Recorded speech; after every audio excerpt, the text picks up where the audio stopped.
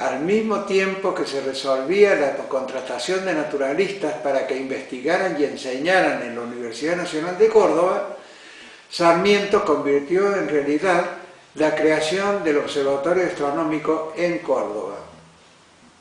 A continuación, Maestegui nos relata las circunstancias en que ocurrió este hecho fundamental de la ciencia en nuestro país.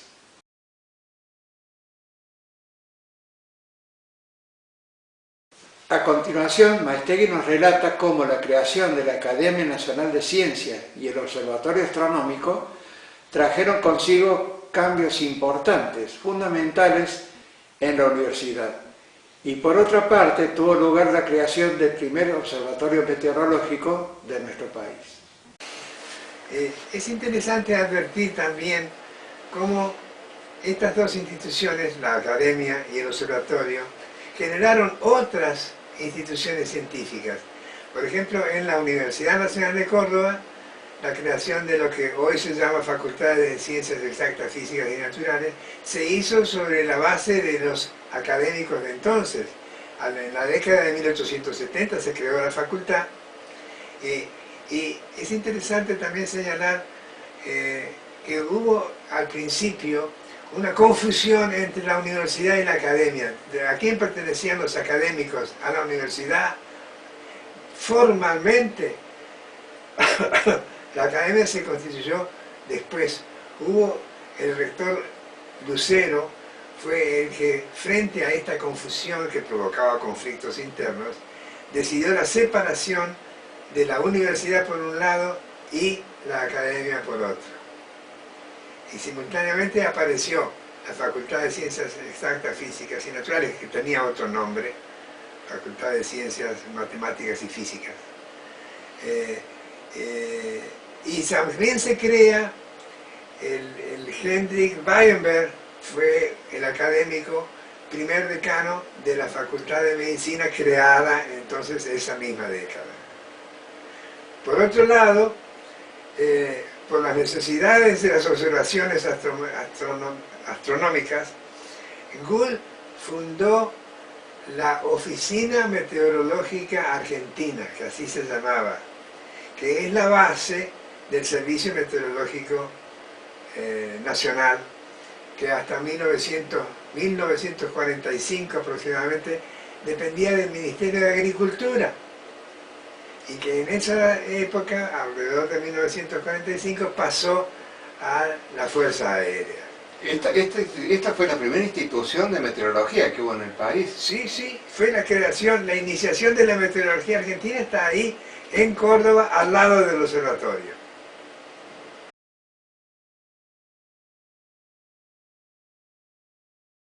Los primeros egresados del Instituto de Física de La Plata, entre ellos Teófilo Isnardi, José Colo, autores de unos textos de física excelentes, que curiosamente publicados por la Escuela Naval Argentina. La derrota de Alemania tuvo consecuencias negativas para el instituto, que después de su formación inicial quedó un poco como aletargado por muchos años, yo diría hasta llegar a la década de 1950 o 1940. El número de físicos que había en la Argentina era sumamente, físicos y matemáticos formados en Buenos Aires y en La Plata, era sumamente reducido. Tanto que desde los inicios de 1910 hasta 1954, que se hizo un relevamiento, la Argentina había producido 36 doctores en física, en ciencias físico-matemáticas. Es un número exiguo para el desarrollo de las ciencias en el país.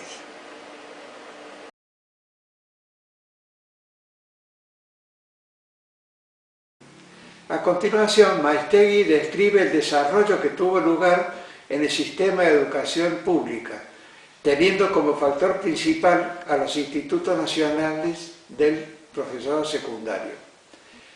Como lo señala Maestegui, Es importante notar la excelente formación que recibían los estudiantes. Los docentes de estos institutos eran al mismo tiempo profesores de las universidades. Maestegui nos comenta sobre algunos de estos profesores. Yo diría que paralelamente con la formación de físicos hay que mencionar la formación de los institutos de profesorado secundario para la formación de docentes. En la Universidad de La Plata, el Instituto de Física también formaba profesores de física. Además, hubo una creación en Paraná, el Instituto Nacional de Profesorado Secundario de Paraná, que contribuyó con buenas formaciones de docentes, y lo mismo en Buenos Aires, el Instituto Nacional de Profesorado Secundario, y además las escuelas normales de profesores. En particular los institutos de profesorado, como el de Buenos Aires, por ejemplo, tenía en su cuerpo docente del mismo personal que las universidades. Había pocos institutos, algo así como media docena en todo el país, pero con cuerpos de profesores de muy buen nivel. Luego, alrededor de la década de 1950, se produjo una demanda explosiva de educación media. Y entonces fue necesario crear muchísimas escuelas de enseñanza media, dotarlos de docentes, y los profesorados empezaron a formar, sobre todo los de provincia, a formar su personal con sus propios egresados. Y eso produjo una disminución en el nivel de la formación de los docentes. Hacia la época del 1940, en el profesorado de Buenos Aires, por ejemplo, brilla el nombre de Rey Pastor como profesor de matemática, Ernesto Sábato como físico, Florencio Charola, Ramón Loyarte en La Plata, lo mismo Loeder Palumbo en La Plata. Es decir, y en literatura, por ejemplo, Pedro Enrique Sureña, Alfonsina Storni, profesores, integrantes de los cuerpos de profesores, de los profesorados en ciencias y en letras. Ahora, a mí me llama la atención, digamos, que fue muy amplio, digamos, todo ese movimiento, porque recuerdo a Favaloro en sus libros cómo destaca la admiración que tenía por sus maestros en cirugía, en medicina, en la Universidad Nacional de La Plata también. Bueno, y en Buenos Aires, fíjese usted, en el Instituto de Fisiología, Bernardo Dussey, integrando el cuerpo docente de la Facultad de Medicina, y otros médicos famosos como los hermanos Fino Quietos, y otros que sería inútil nombrar. Había una buena formación de científicos y buena formación de docentes también.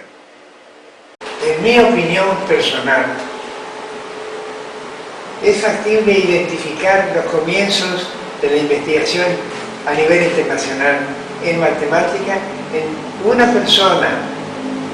Por supuesto que no está sola, pero prevalece la presencia de Julio Rey Pastor, un matemático español que a fines de la década del 20 comenzó a visitar la Argentina y a quedarse por tiempos prolongados, influyendo en el desarrollo de la matemática en la Argentina. Por supuesto que no estaba solo, había otros, pero él figura principalmente. De la misma manera, y también en mi opinión personal, si bien había investigación en física, no era de alto nivel, y la introducción de la investigación como actividad principal en las universidades en física está en la figura de Enrique Gaviola y Guido Beck. Es interesante que se pueda, por lo menos así lo pienso yo, que se pueda identificar las personas responsables de un cambio en la investigación en matemática y en física en las universidades argentinas. ¿Cómo estaba compuesto el cuerpo de profesores en el Instituto Nacional de Profesorado Secundario en aquellas épocas? Yo me refiero a la década de cuando yo fui Cuando usted fue estudiante, ¿sí? Yo me inicié en 1939, me recibí en 1942. Y en esa época la casi totalidad de los profesores del cuerpo docente de los institutos de profesorado secundario eran los mismos que había en la Universidad Argentina. Eso significa que el nivel de enseñanza era el más alto nivel en los profesorados, tanto como en las universidades. Y creo que toda una generación, la suya, se formó en el Instituto Nacional de Profesorado Secundario. Sí. ¿Podría contar un poco sobre quiénes compartían con usted esa etapa? Bueno, en esa época una de las personas destacadas y que es un punto de referencia es Jorge Sábato. Jorge Sábato, en su carrera científica, no tuvo más formación formal que la que recibió en el Instituto Nacional de Profesorado Secundario. Él era profesor de enseñanza secundaria de física y con esa formación tuvo la tremenda influencia sobre el desarrollo de las ciencias básicas. También está Ernesto Galoni, profesor de enseñanza secundaria de física, pero además ingeniero y con una gran influencia en el desarrollo de los primeros tiempos de la Asociación Física Argentina. Y también Manuel Sadowski, matemático, egresado del profesorado secundario de Buenos Aires. Eso muestra el nivel que tenía la formación de los docentes en la Argentina en la época entre el 30 y el 40 y el 50. Yo recuerdo que en el IMAF, si no me equivoco, fue Galoni quien impulsó el desarrollo de investigación utilizando técnicas de difracción de rayos X. Sí, efectivamente. Galoni, su especialidad fue cristalografía y formó muchos científicos excelentes. Yo recuerdo que el primer difractómetro chico que se compró en IMAF, creo que fue, mucho tuvo que ver su propuesta. Las propuestas de Galoni sobre los temas de trabajo fueron significativas y efectivamente el primer difractor de rayos X se compró con la opinión, fue una decisión prácticamente de Galoni.